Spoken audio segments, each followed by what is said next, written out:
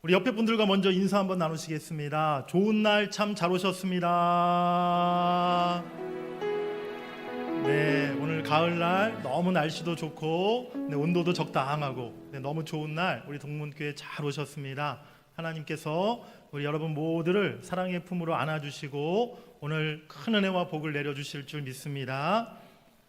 우리 기독교 성화 중에 아주 유명한 그림이 하나 있어요. 우리 화면에 한번 그림을 띄워주시면 좋겠습니다. 네, 이 그림이 어떤 그림이냐 한번 보시면 예수님이 문 밖에 서서 서 계시는데요. 어떤 한 집의 문을 이렇게 똑똑똑 두드리고 계시는 그러한 장면의 그림입니다. 그런데 여러분들 잘 한번 그 문을 보시기 바랍니다. 예수님이 문을 두드리고 계시는 문을 보면 바깥에 문고리가 있나요? 없나요? 네, 밖에 문고리가 없어요. 밖에서는 그러니까 문고리를 열고 들어갈 수가 없게 되어 있어요. 이 그림의 의미는 무엇이냐면요, 예수님께서 언제나 우리의 마음의 문을 똑똑똑 두드리고 계신다는 것입니다. 그런데 이 문은요, 밖에 문고리가 없어요. 그래서 안에서만 문을 열 수가 있는 것이죠. 바로 예수님이 아무리 문을 두드리셔도 우리가 마음의 문을 꽉 닫고 있으면, 예수님 들어오세요 라고 문을 열지 않으면 예수님께서 우리 안에 들어오실 수가 없다는 사실입니다. 마음의 문을 열면 예수님께서 우리 안에 들어오셔서 함께 먹고 마시며 사랑의 교제를 나누시겠다라고 성경에 말씀하고 있어요. 사랑하는 우리 대전동문교회 성도 여러분들, 먼저 우리가 언제나 하나님을 향해서 마음의 문을 활짝 여시기를 바랍니다. 그리고 오늘 동문교회 처음 발걸음하신 우리 많은 이웃분들이 계세요. 어쩌면 교회라는 곳에 처음 오신 분들이 계실 수도 모르겠어요. 성경 말씀을 오늘 처음 들어보시고 예수님이라는 이름을 처음 들어보신 분들도 계실지 모르겠습니다. 어쨌든 오늘 우리 동문교회 하나님의 집에 잘 오셨습니다. 오늘 교회에서 여러분들을 위해서 정성껏 이웃사랑 잔치를 준비해 놓았습니다. 우리 모든 잔치 가운데 여러분들이 기쁨으로 또 즐겁게 복된 시간 보내시기를 담임 목사님 제가 간절히 바라겠습니다. 오늘 이웃사랑 촌청잔치에 은혜로운 말씀도 준비되어 있고요. 또 맛있는 점심 식사도 여러분들이 아마 이렇게 맛있는 음식은 아마 오늘 우리 교회에 오셔서 처음 드셔보실 것입니다.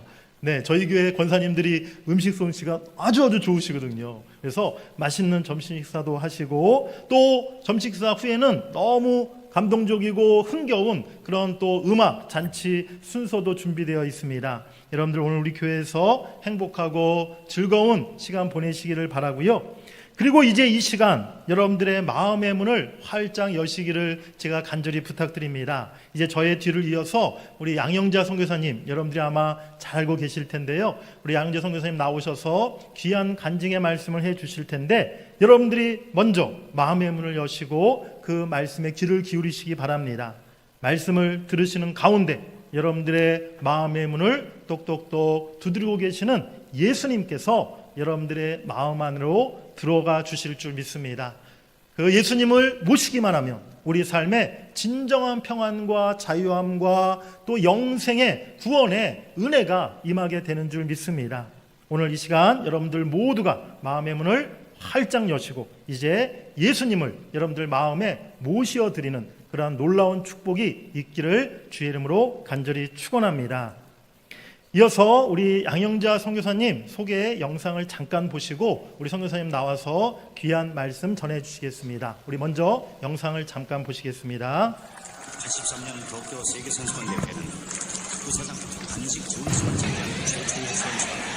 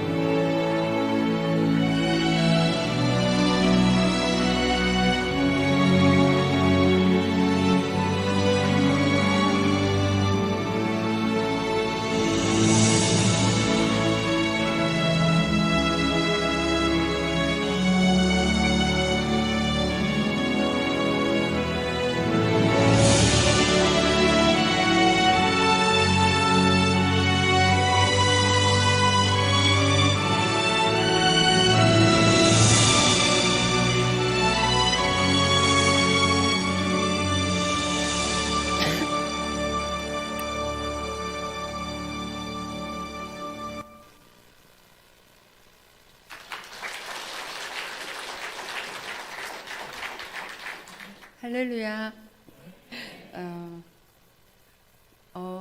이렇게 젊으신 분도 있지만 연세 좀 드신 분들은 저 영상이 올림픽 때 영상이 기억이 나실까요? 네, 보신 분들도 있으실 거고 또 못 보신 분들도 있을 것 같은데요. 제가 오늘 간증 말씀 나누기 전에 베드로전서 1장 7절에 있는 말씀을 한번 같이 합독해 봤으면 좋겠습니다. 시작. 너희 믿음의 확실함은 불로 연단하면 없어질 금보다 더 귀하여 예수 그리스도께서 나타나실 때에 칭찬과 영광과 존귀를 얻게 할 것이니라. 아멘. 네.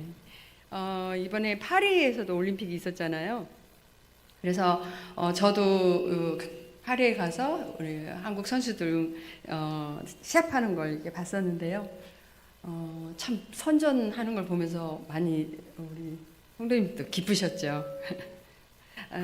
제가 이제 돌아온 후에 성경을 읽다가 저희 말씀을 보다가 이런 생각을 했어요. 세상에서 가장 그 금보다 더 귀한 게 뭐가 있을까라는 이제 생각을 하면서 보게 된 말씀이에요. 불로 연단된 금으로 만든 제품들은 보기에도 아름답고 값도 아주 비싸지만 그러나 순수한 믿음을 가지고 있는 사람은 금보다 훨씬 더 귀하다는 사실을 깨닫게 되었어요. 사람이 금으로 만든 이렇게 물건을 착용을 하거나 뭐 올림픽에서 금메달을 따면 어느 정도 감탄을 자아내고 또 찬사를 받겠죠. 하지만 시간이 흐르면 금으로 만든 이런 물건은 변형이 되고 또 금메달을 딴 사람도 사라지기, 잊혀지기 마련입니다. 하지만 이 순수한 믿음을 소유한 사람은 오늘 말씀에 예수 그리스도께서 다시 오시는 그날에 주님의 칭찬과 영광과 존귀를 얻게 될 것이라고 성경은 약속하고 있습니다. 아무쪼록 오늘 이곳에 오신 한 분 한 분 모두가 금보다 더 귀한 믿음을 갖게 되셔서 주님 오실 때에 칭찬과 영광과 존귀를 얻게 되시는 여러분 모두가 되기를 간절히 소원합니다. 제가 탁구 이렇게 저의 간증은 탁구 선수 시절 때나 또 제가 선교사 나갈 때 있었던 그런 일들을 짧은 시간이지만 이제 말씀을 드리게 되는데요. 저는 초등학교 3학년 때부터 이제 탁구를 하게 됐고요. 어렸을 때는 굉장히 이렇게 승부근성이 강했어요. 그래서 탁구가 안 되거나 막 이러면 제가 이렇게 화풀이를 하는 이런 물건이 있었어요. 어떤 물건에다 제가 그렇게 화풀이를 했을까요? 제가 이렇게 탁구를 하고 있는 탁구채였어요. 이 PPT 잠깐 이게 안 되네요.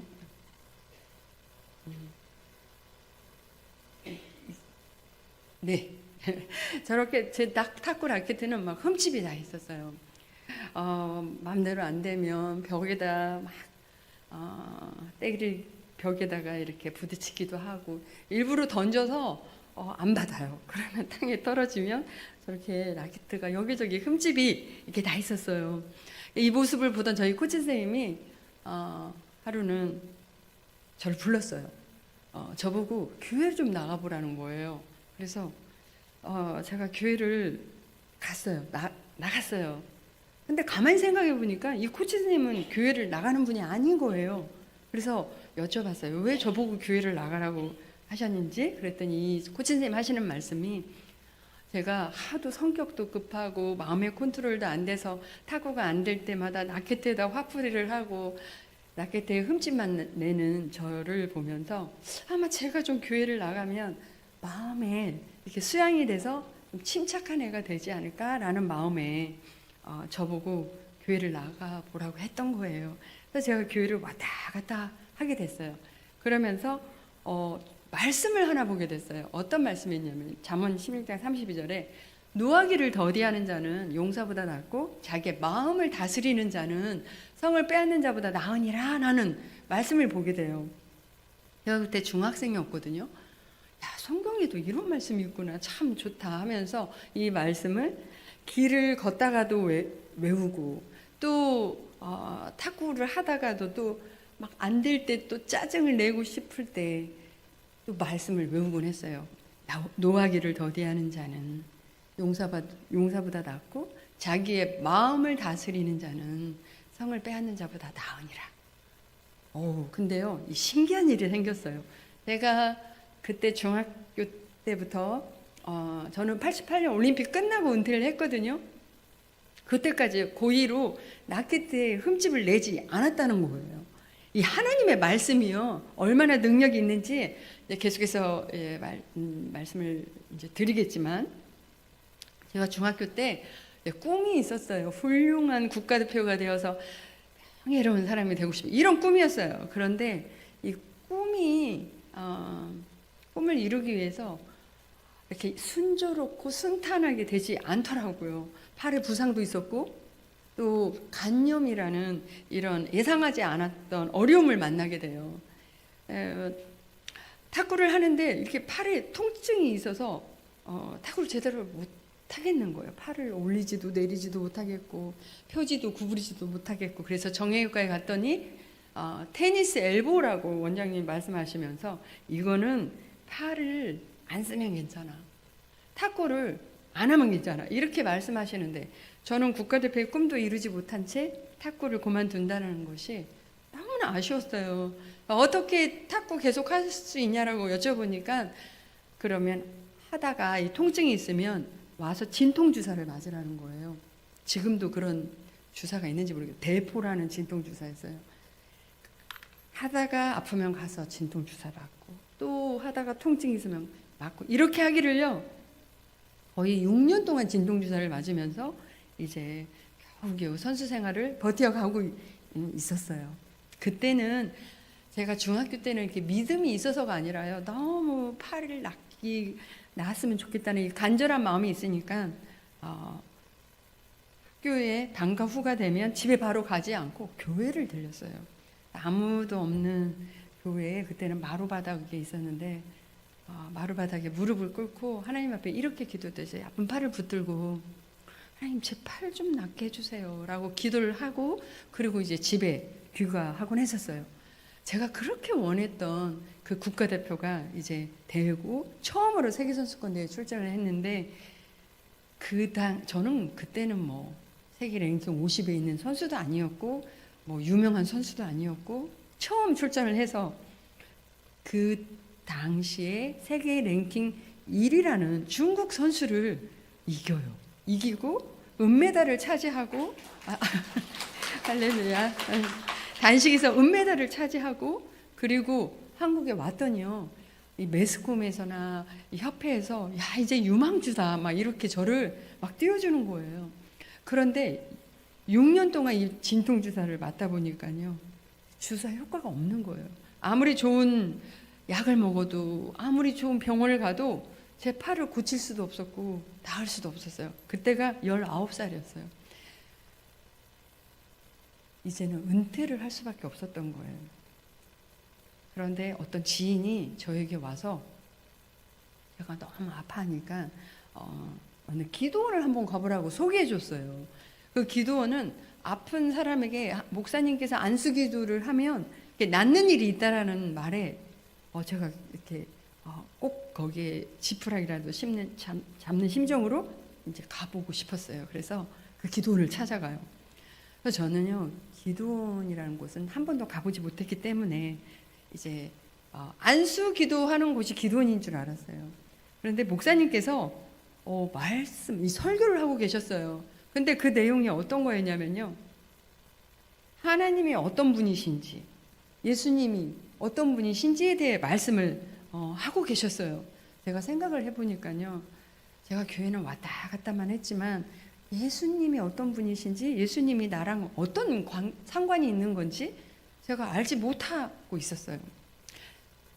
그때는 국민학교였죠. 제가 국민학교 다닐 때는 책받침을 사용했어요. 근데 제 책받침이 어떤 책받침이었냐면요, 반절 위에는 천국 그림이 있고 밑에는 이 지옥 그림이 있었던 거예요. 제가 그걸 사용하면서 항상 이런 생각이 들었어요. 나는 이 지옥에 저렇게 고통받는 사람들 저런 지옥에 나는 가고 싶지 않다. 그런데 이게 죄가 많은데 잘못을 너무 많이 했는데 나 지옥에 가면 어떡하지? 이런 걱정을 사실 하고 이렇게 있었거든요. 그런데 말씀을 듣고 있는데 예수님께서 나의 죄를 위해서 십자가에 죽으시고 3일 만에 부활하셨다는 거예요. 이 예수 그리스도를 믿기만 하면 내가 하나님을 향해서 아빠, 아버지라고 부를 수 있는 자격이 주어지고 내가 오늘 죽는다고 할지라도 천국에 갈 수 있다라는 이런 말씀이셨어요. 너무나 감동이었어요.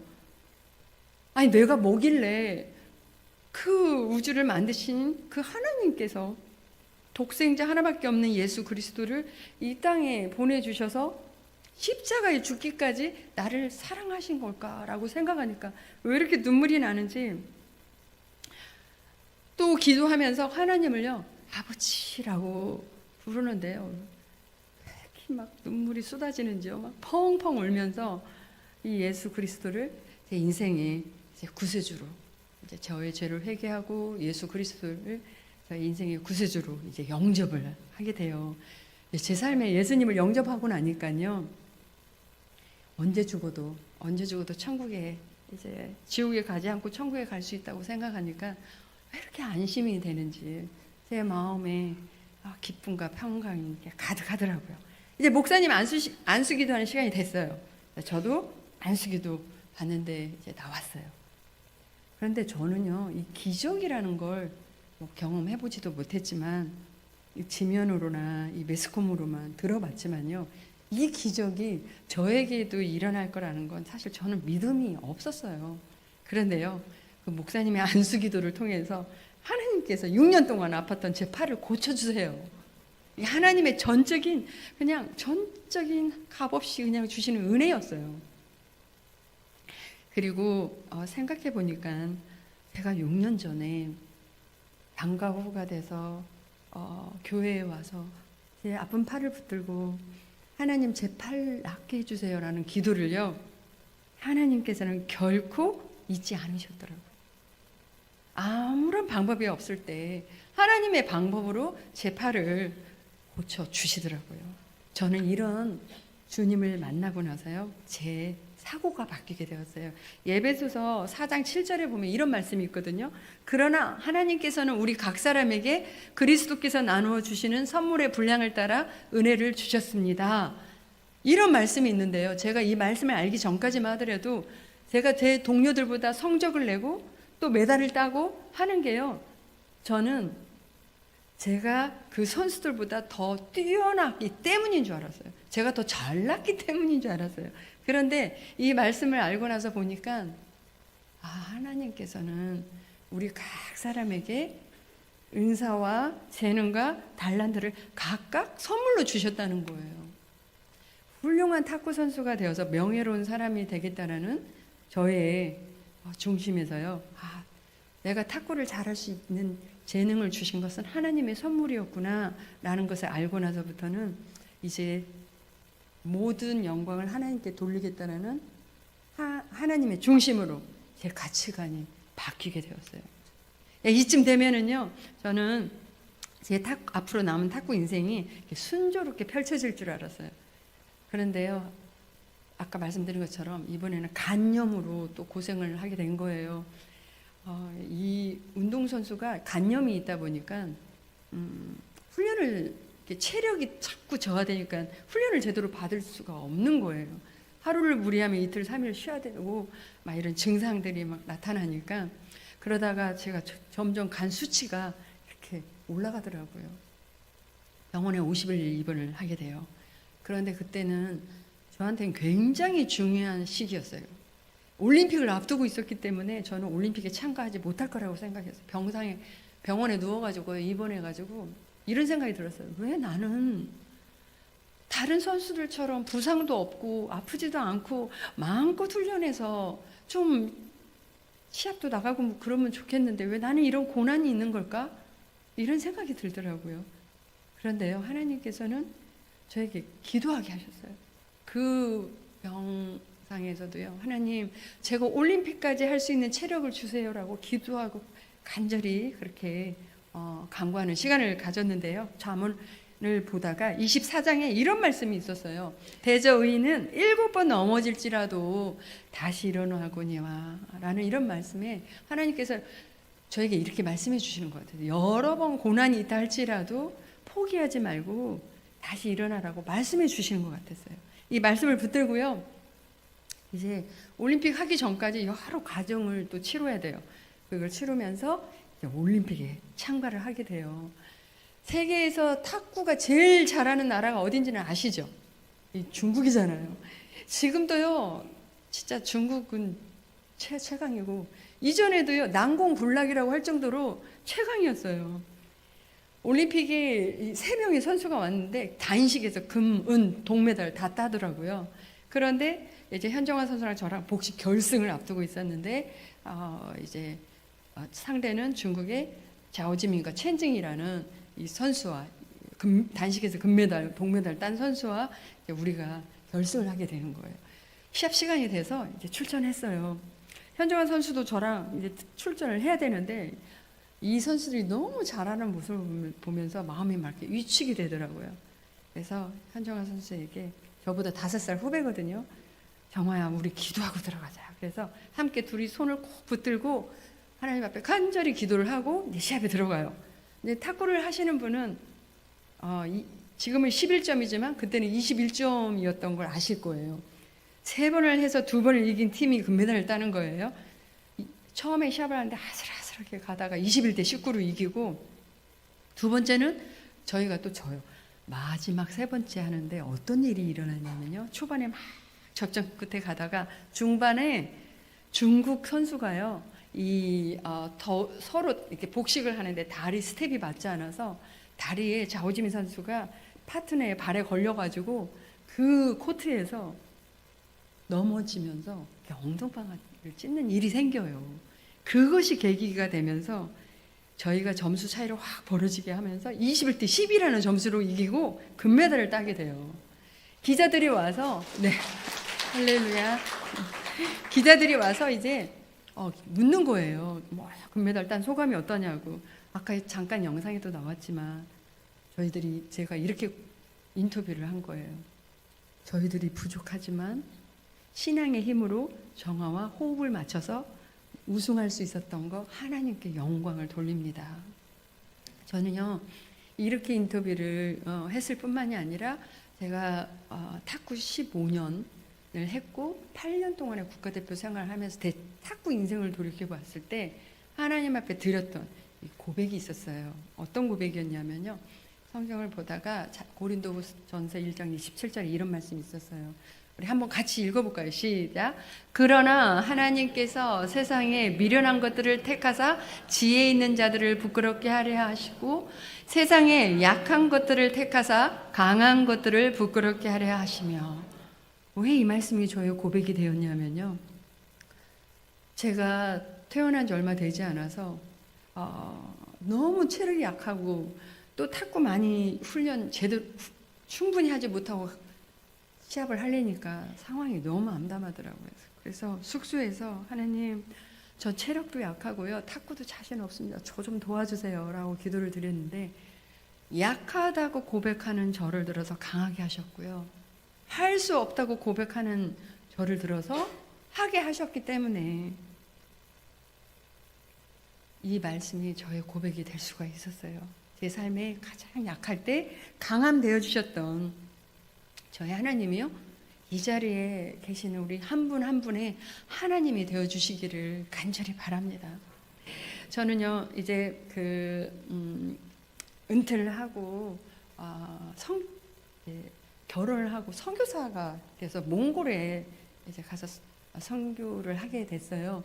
근데 선교를 하게 된 이유가 저희 남편의 영향이 좀 컸어요. 남편은 그 당시에는 연합뉴스 국제부 기자로 일을 하고 있었어요. 그런데 이렇게 취재하는 기자가 아니라 한국 뉴스를 이렇게 번역해서 해외로 보내는 이런 번역 기자로서 6년 동안 번역 기자를 했던 거예요. 하나님께서 왜 그때 번역 일을 하게 하셨는지 몰랐어요. 그런데 이 몽골에 가서 알았어요. 이제 저희 가족이 함께 97년도에 이제 몽골에 갔는데, 몽골도 가보니까는요, 우리나라처럼, 우리나라 분단 국가처럼 남북한이 있는 것처럼 그 나라도 분단 국가더라고요. 외몽골이 있고 내몽골이 있더라고요. 그런데 외몽골은 우리가 잘 아는 울란바토르라는 곳이 수도, 그곳을 외몽골이라고 하고 있었고, 내몽골은 중국 안에 있는 그 소수 부족으로 살아가고 있는 사람들 보고 내몽골 사람들이라고 하고 있었어요. 그런데 이 동족끼리 말은 통하는데요, 이 문자가 다른 거예요. 어떻게 다르냐면요, 이 오른쪽에 있는 글자가 내몽고 문자고 왼쪽에 있는 문자가 이 외몽고 울란바토르 문자예요. 그런데 외몽고에서 성경이 번역된 걸 내몽고 중국 안에 있는 사람들한테 갖다 주면 못 읽어요. 왜냐하면 울란바토르 문자는 러시아 키릴 문자거든요. 그리고 그 내몽고 문자는 자기 그 고유 수직 문자예요. 그래서 성경 번역이 필요했던 거예요. 남편이 번역했던 사람이었기 때문에 이제 우리가 외몽골에서 사역을 하다가 언어 공부도 하다가 이제 내몽골 가서 남편이 이제 그 성경 번역을 했어요. 저는 가서 탁구 청소년들에게 탁구를 가르쳐 주면서 사역을 했고요. 저기 몽골 지도인데 저 빨간 곳이 동고비주 센잔드라는 그런 마을에 가서 또 가정교회를 또 한 적이 있었어요. 되게 이렇게 막 환경도 좀 열악하기도 하고 가난하기도 했는데 거기서 가정교회를 했는데, 저기 이제 부부가 저희 부부고요. 저기 지금 그 여자 한 분 있는 그분 얘기를 좀 하려고 해요. 저희가 3명을 처음에 그 시골에 가서 3명과 함께 교회에 가정교회를 하기 시작했어요. 그래서 그 당시에 있었던 자매였는데, 이 자매가 이럴 자매가 아니다, 몇 날 며칠 예배에 안 나오는 거예요.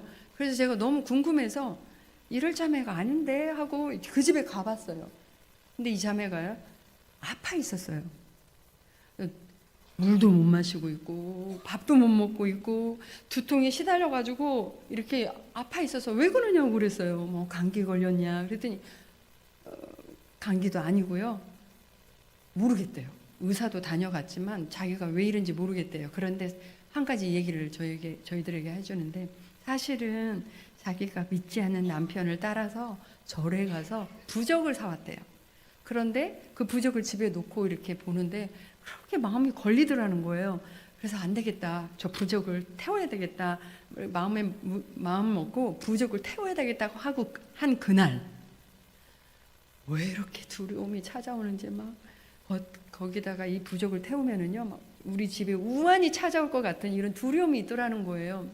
그래서 자기가 지금 부적을 못 태우고 이렇게 있었는데 보니까는요, 영적 전쟁을 하는 거예요. 이 두려움이 찾아오잖아요. 그러면 정말 저렇게 물도 못 마시고 밥도 못 먹고 저럴 수 있구나라는 걸 저는 처음 봤어요. 이 자매가 저희들한테 그 부적을 내놓으면서 대신 좀 태워달라고 그러는 거죠. 그래서 그러지 말고 우리 다 같이 나가서 그 부적 태우자. 그래서 이제 밖으로 나가요. 근데 사실 믿지 않는 남편이, 저는 그 어렸을 때 본 얇은 종이로만 본 부적이 있거든요. 네, 이 나라는요, 몽골 자체가 라마 불교의 나라예요. 그러니까 시골 집집마다 막 이런 형상이나 부적 이런 것들이 다 집집마다 있어요. 근데 이 믿지 않는 남편이 이 부적을 우리나라 돈으로 환산해보니까 한 30만 원에 해당하는 돈을 들여서 산 거예요.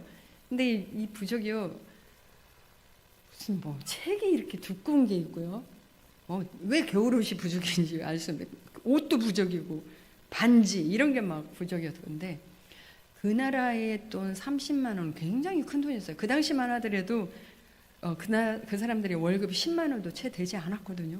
그러니까 굉장히 큰 돈을 주고 산 이 부적을 이제 가지고 나가서 태우고 있는데, 저희 동네가 이렇게 크지 않으니까 오며 가며 우리 이게 가정교회 교인들이 보다가 뭐 하냐고 물어봐서 지금 부적 태우고 있다고 그러니까 가더라고요.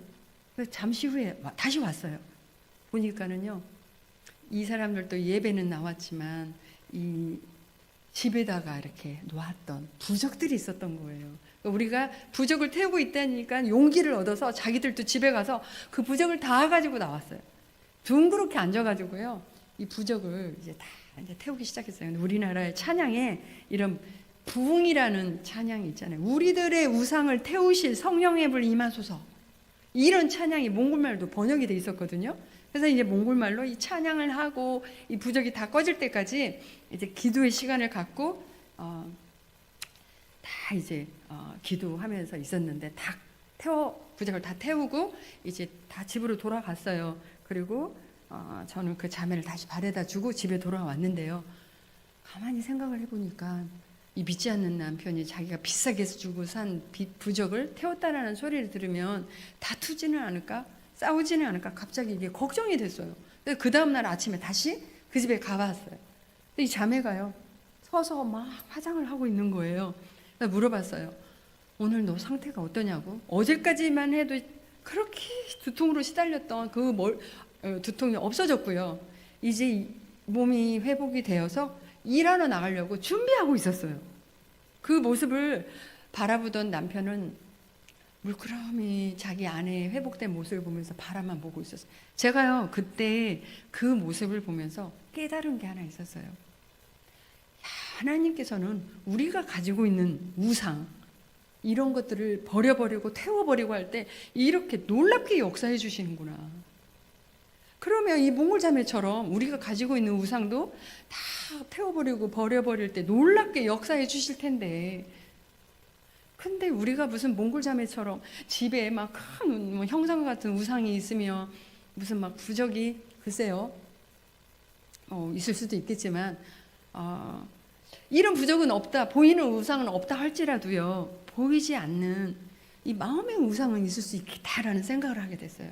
그게 하나님보다 더 집착하고 하나님보다 더 사랑하는 그 무엇인가가 있다면 그게 마음의 우상일 수도 있겠다. 저에게 있어서요, 내려놓기 힘들었던 게 있었다면 저는 명예라는 것이었어요. 명예를 갖는 게 나쁘다는 게 아니라요, 내 삶의 우선순위가 하나님인 다음에 뭐 명예를 갖던 야망을 갖던 뭐 꿈과 비전을 갖던 상관이 없죠. 근데 저는 제 삶의 우선순위가 하나님이지 못할 때가 있었거든요.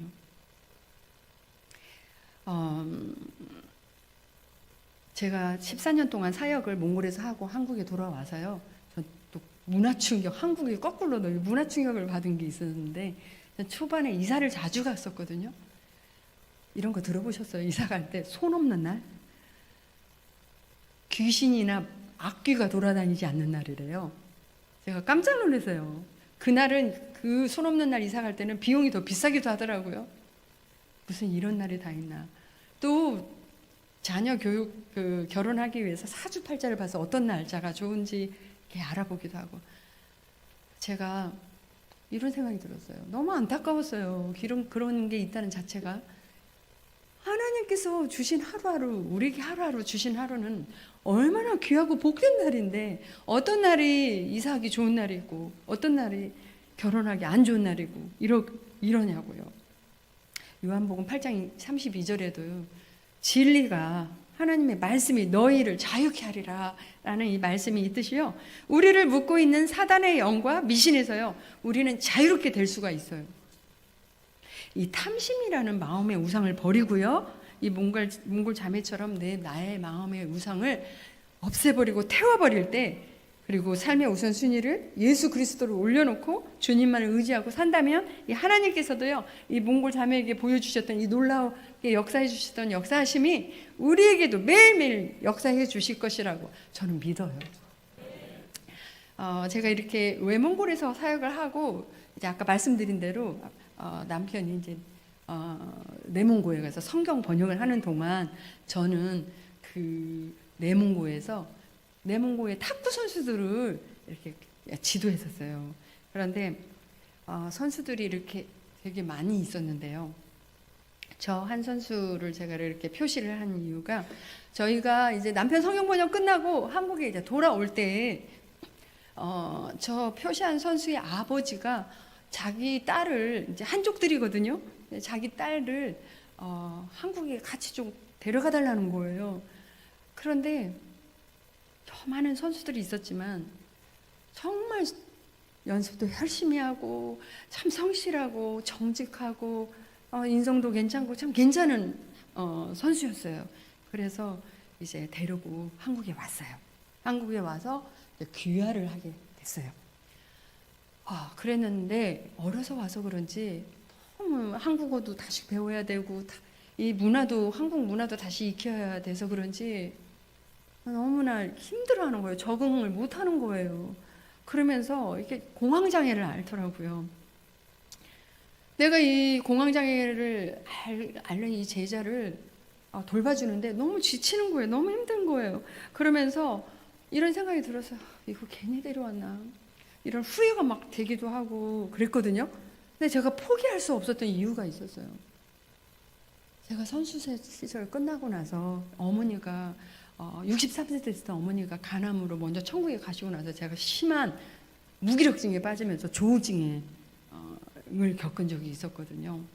그래서 정말 이 조울증을 겪어보니까는요, 이게 사단이 개입해요. 이게 우리의 약함을 타고 공격해서 사단이 들어오더라고요. 이렇게 속삭이는 것 같아요. 하나님이 너를 사랑하지 않아. 이 세상에 너는 혼자야. 하나님이 너를 버리셨어. 이렇게 속삭이는 것 같고요. 막 귀에 환청이 들리는 것 같기도 하고요. 또 막 이렇게 소리에 민감해요. 누가 문소리 꽉 닫고만 가도, 누가 밖에서 싸우는 소리만 들어도 다 나 때문에 저렇게 화가 난 것 같이 느껴져요. 이런 적도 있었는데요. 제가 영동 세브란스 정신과 원장님하고 상담을 이제 받게 됐어요. 회복하기 어려운 심각한 조울증을 앓고 있다라고 저에게 그러시더라고요. 그래서 여러 가지 이제 권면도 해주시고 말씀도 해주셨는데, 이분이요, 제가 여기서 회복이 안 되고 또 막 폭식증에 시달리고 먹고 토하고 막 또 먹고 토하고 막 이 사람도 안 만나고 또 운동도 안 하고 이러니까 살이 여기서 10kg도 더 이상 찌고 막 이랬어요. 그래서 한 2년을 세상에 드러낸지 아는 적이 있었는데, 거의 안 믿어지시죠? 중앙일보에 이런 기사가 난 적이 있었어요. 왕년에 탁구 여왕 양형자 방황의 운동생활 하면서 이런 기사가 난 적이 있었어요. 그런데 이 원장님이요, 저에게 크리스찬이니까 상담해주고 기도도 해주시고, 저를 뭐 상담 밖으로 나가서 산책하면서도 해주시고, 약도 먹여보고 뭐래도 제가 회복이 안 되니까요, 한 가지 카드를 쓰셨는데 어떤 사람을 만나게 해주셨어요. 어떤 분을 만나게 해주셨냐면, 하나님의 말씀, 묵상, 큐티 훈련 시켜주신 분을 만나게 해주세요. 그래서 그때부터 이제 병원에 가서 상담 안 받고 이분과 함께 이 큐티 훈련을 받게 돼요. 성경 공부를 하게 되는 거예요. 근데 너무나 많은 말씀들이 있었는데요. 이 말씀을 보면서 내 자신을 돌아볼 수 있는 시간이 되었는데요. 이게요, 하루 이틀도 아니고 한 달, 두 달도 아니고 2년을 세상에 드러내지 않고 제가 살다 보니까 사람들이, 내 주위에 있는 사람들이요, 아무리 봐도 제가 회복할 것 같지 않거든요. 다시 일어날 것 같지 않거든요. 그러니까 한 사람 한 사람 다 제 주위를 떠나더라고요. 양형자는 다시 일어나지 못해. 끝난 인생이야. 다시 재기할 수 없어. 이렇게 생각을 하고 다 제 주위를 떠나더라고요. 그런데요, 이 하나님의 말씀만이 저를 붙들어 주시더라고요. 시편 107편 20절에요. 그가 그의 말씀을 보내어 그들을 고치시고 위험한 지경에서 건지시는도다. 이 하나님의 말씀이요, 저를 고치시고 건져주시는데요, 이 하나님의 말씀의 광채가 저를 비추기 시작하니까는 저는 그 회복하기 어렵다고 하는 조울증에서 회복되어 간 거예요. 그래서요, 제가 매일매일 큐티양 말씀 묵상한 거를요, 이게 문자로 그 제자에게 보냈단 말이에요. 매일 말씀 보내고 큐티 묵상 성경 보게 하고, 만나면은 같이 기도하고, 또 전화 오면은 전화로 기도해주고, 또 제자가 다니는 교회에서 합심해서 이 제자를 놓고 기도해주고, 이러다 보니까는요, 이 제자가요, 점점 3년 전부터 회복이 되더니 국리대에서 우승을 하는데요, 우승해서 좋아하는 게 아니라 우승하자마자 하나님께 감사 기도를 드리는 거예요. 감사 기도를 드리는 거예요. 그리고 국가대표가 되더니요. 이렇게 귀와 규정 때문에 이렇게 주전 멤버가 못 됐어요. 근데 하나님께서요. 기적적으로 이번에 올림픽에 한 달 전에 선발돼서 올림픽 파리에 나가게 하시더라고요. 시합을 하기 전에 이제 단체전을 해야 되는데 단체전의 동료가 신유빈과 그 전지희라는 선수가 있는데 시합 전에 기도하자고 해놓고 같이 기도하고 시합을 하더라고요. 그리고 나서 시합에 들어가서 본인이 이기고 나서 그 큰 체육관에서 탁구대회 끝나자마자 하나님 앞에 감사 기도를 이기고 나서 또 이렇게 기도를 드리는 거예요. 제가 이 모습을 그 파리에 가서 관전을 하면서 너무나 감동이 돼서 막 얼마나 울었는지 몰라요.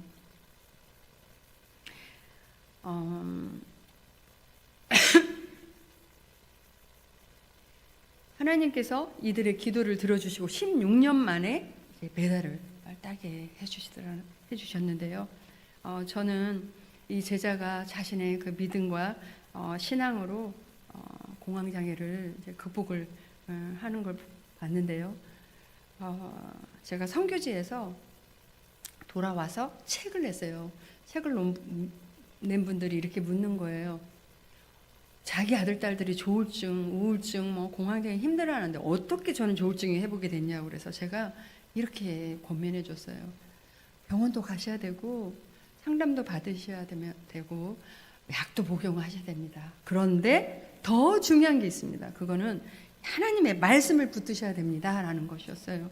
히브리서 약간 앞으로 갈게요. 히브리서 4장 12절에 같이 읽어볼까요? 시작. 하나님의 말씀은 살아있고 활력이 있어 좌우에 날쌘 어떤 검보다도 예리하여 혼과 영과 및 관절과 골수를 찔러 쪼개기까지 하며 또 마음의 생각과 뜻을 판단하나니. 아멘.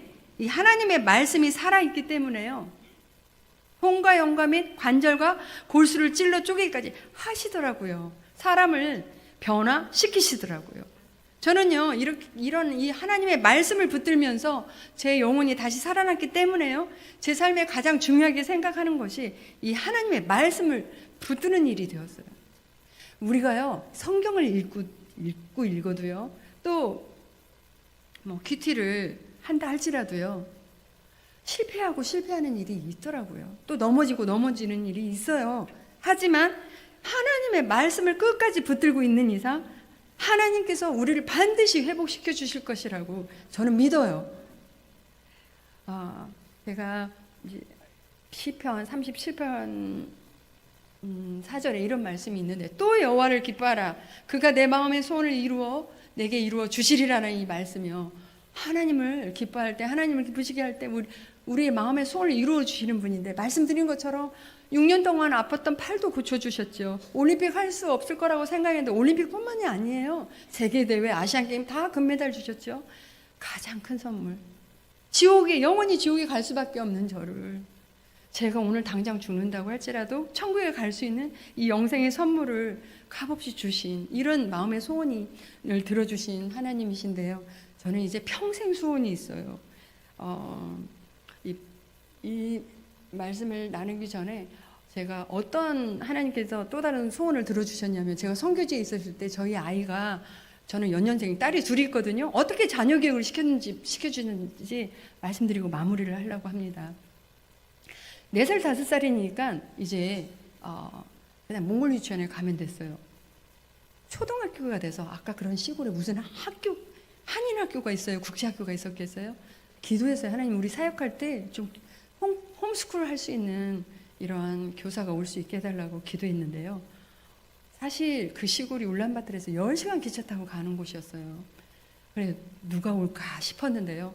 선생님들이 와주셨어요. 와서 아이들을 가르쳐 주시다가 왔다 갔다가 또 다른 분이 왔다가, 이번에 큰아이가 4학년이 됐고 작은아이가 3학년이 됐을 때 어디서 선생님이 와주셨냐면요. 저는 WEC라는 웩이라는 국제 선교 단체에 소속해 있어요. 그 본부가 영국에 있어요. 그래서 저희 기도 제목을 영국에다 보내는 거예요. 교사가 필요하다라는 그 제목을 본, 이번에는 영국인이 있었어요.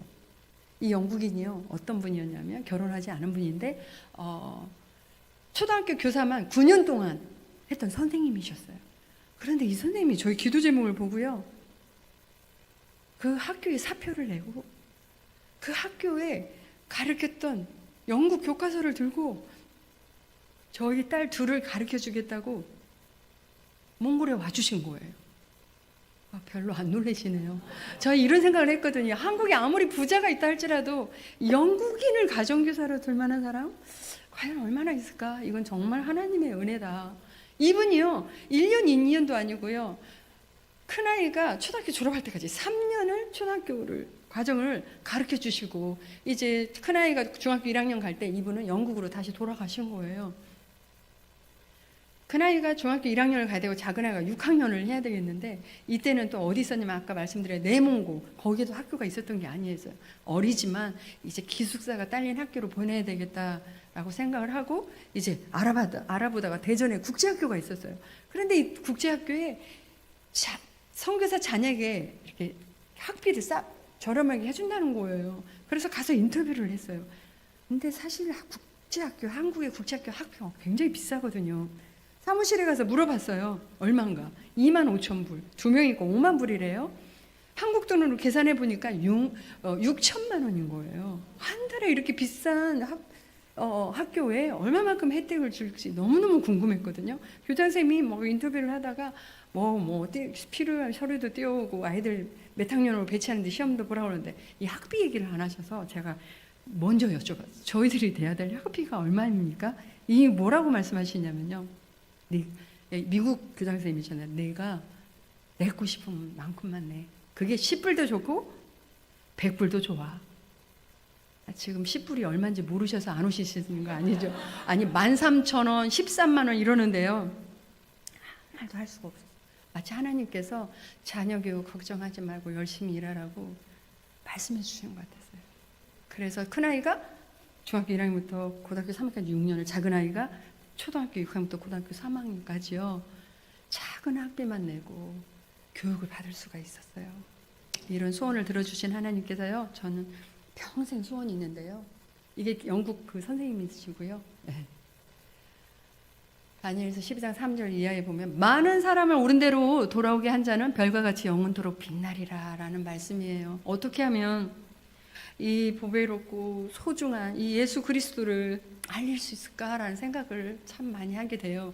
그러다가 저는 탁구 선교를 하고 있기 때문에 이렇게 소책자로 전도만을 제 스토리를 한번 만들어봤어요.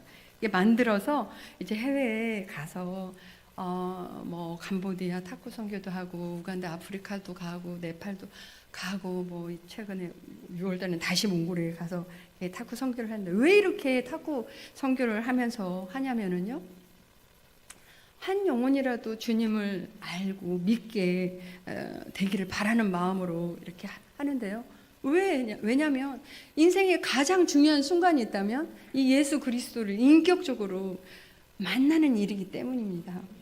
우리 인간의 몸을 입고 오신 예수님께서는요. 우리 죄를 대신해서 벌을 받으시고 피 흘려 죽으셨습니다. 그리고 3일 만에 부활하심으로써 죽음 너머에 영광스럽고도 영원한 삶이 있음을 증명하셨습니다. 이 은혜로우신 하나님께서요, 예수님의 희생을 통해서 나 같은 죄인을 용서해 주시고 나를 받아주셔서 죄의 형벌을 면하게 해주셨고 저를 사망에서 생명으로 옮겨주셨습니다. 아무쪼록 바라기는요, 여러분 모두 한 분도 빠짐없이 이 예수 그리스도를 믿고 영접하셔서 금보다 더 귀한 믿음을 소유하시게 되는 여러분들이 되기를 간절히 소원합니다. 잠시 기도하겠습니다. 아버지 하나님, 예수님께서 나의 죄를 위해 십자가에 죽으시고 부활하셔서 다시 한번 감사드립니다. 영원히 지옥에 갈 수밖에 없었던 저를 하나님의 자녀 삼아주시고 천국 백성 되게 해주신 것처럼 이 시간 머리 숙인 한 분 한 분에게도 하나님의 자녀가 되는 은혜를 주시옵소서. 우리 주 예수 그리스도 이름으로 기도드립니다. 아멘.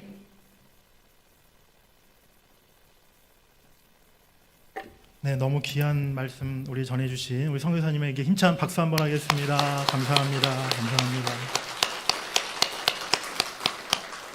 네, 너무 귀한 은혜의 말씀, 감동적인 말씀, 또 선교사님이 삶을 살아오면서 몸소 실제로 다 체험하신 그러한 생생한 이야기들을 전해주셔서 우리에게 훨씬 더 감동이 되고 또 은혜가 된 것 같습니다. 오늘 사실은 제가 이렇게 설교 말씀을 이렇게 전해야 되는데 혹시라도 교회 처음 오신 분들이 목사님들이 하는 설교 말씀은 늘 뻔한 얘기지, 목사님들이 늘 하시는 얘기지 라고 혹시 생각하시는 분들이 계실까봐 제가 일부러 이렇게 바쁘신 우리 선교사님 이번에 모시게 되었어요. 우리 선교사님, 우리 귀한 말씀 여러분들에게 큰 또 은혜가 되고 감동이 되고 또 예수 그리스도를 믿기를 그런 원하시는 그런 하나님의 마음을 여러분들이 가지게 되신 줄 믿습니다. 오늘 우리 동문교회 우리 많은 우리 이웃분들, 우리 새가족분들이 이렇게 오셨습니다. 오늘 처음 방문하신 분들이 많으신데요. 제가 오늘 처음 오신 분들 이름만 이렇게 호명해 드리도록 하겠습니다. 하나님께서 여러분들의 이름을 제가 부를 때 우리 하나님께서 여러분들의 이름을 한 분 한 분 꼭 기억하시고 우리 하나님께서 하나님 나라 성경에 보면요. 하나님 나라에 생명책이 있대요. 하나님이 보시는 생명책이 있는데 그 생명책에 이름이 기록된 사람들은 영원한 생명, 하나님 나라에서 천국에서 영원한 생명을 누릴 수 있다라고 이렇게 말씀하고 있거든요. 오늘 제가 여러분들의 이름을 호명할 때 여러분들의 이름이 그 천국의 영원한 생명책에 기록되는 은혜가 있기를 간절히 바랍니다. 우리 한 분 한 분 호명할 때 여러분들 우리 성도님들 박수로 이렇게 환영해 주시면 좋겠습니다.